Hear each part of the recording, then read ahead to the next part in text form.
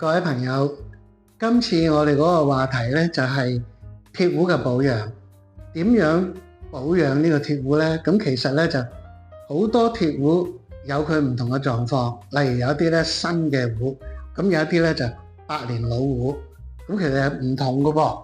因為新嘅壺呢，佢面頭嗰層漆呢仲係好完整，百年老壺呢，可能嗰層漆已經退咗。嗱，咁呢啲咁嘅具體情況呢，做法呢真係有啲唔同嘅。咁呢度呢，我哋大略咁講啦，盡量綜合啦，唔好太過陳味啦，咁樣。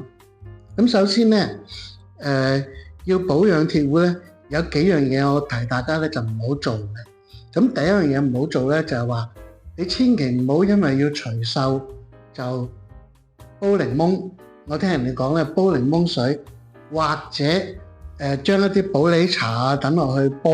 咁我覺得呢，煲檸檬呢，其實會好傷嗰一啲鐵嘅，即係有永久性嘅傷害。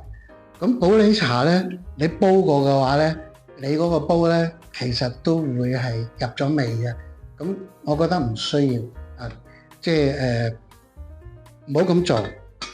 咁如果你真係要保養個鐵壺，要去清潔嘅話呢，煮水得啦嚇。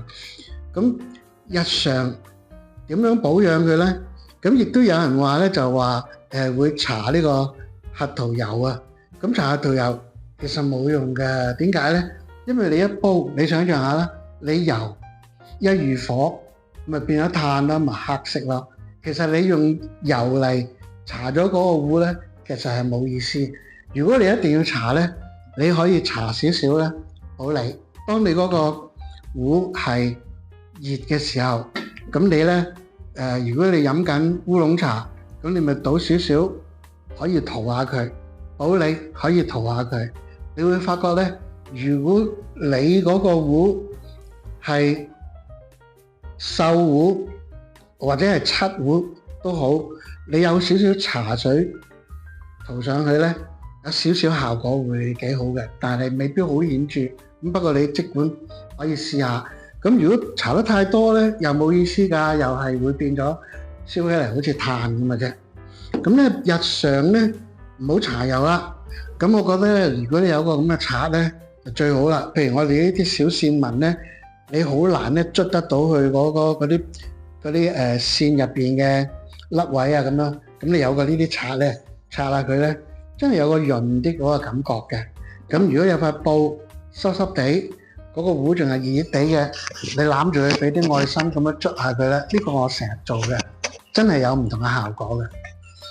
咁正話我哋話唔好搽油咧，點解咧？譬如好似嗱，呢一個壺，佢其實佢面頭嗰一層漆咧已經老化咗，就好脆弱嘅。如果你一搽油咧，嗰一笪色咧永遠唔會甩㗎。你一搽油落呢度就係一笪色，就唔其實破壞咗嗰個顏色㗎。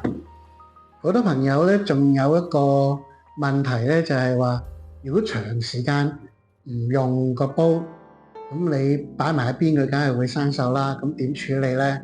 咁係啊，如果你去旅行環遊世界去2個月，咁翻到嚟個煲生咗鏽就唔開心啦。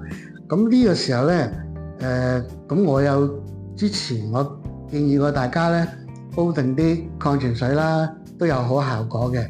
咁可能都唔夠㗎。咁簡單啲就係話，其實你唔好俾佢個壺入邊咧係即係有水氣，唔好俾佢濕，盡量減少。咁我哋係寫書法嘅就簡單啦，我哋就用呢一啲棉紙咧塞入去咯。咁你棉紙喺入邊，佢濕嘅機會就細啦。咁出邊咧都包實晒佢，用布包住又得，用紙包住又得。冇棉紙就用報紙嚟代替。咁你記得喎，包住佢。如果佢一路都唔接觸空氣咧，都擺得幾耐嘅。有個盒擺翻入個盒，冇個盒擺入個櫃入邊，盡量減少同呢個空氣嘅接觸。咁呢個就應該有個好嘅效果啦。煲嘅保養咧，我稍為總結一下啦。咁首先咧，我哋有樣嘢要強調咧，就係話我哋呢一啲煲咧攞嚟煮水就好啦，唔好煮咧其他嘅嘢。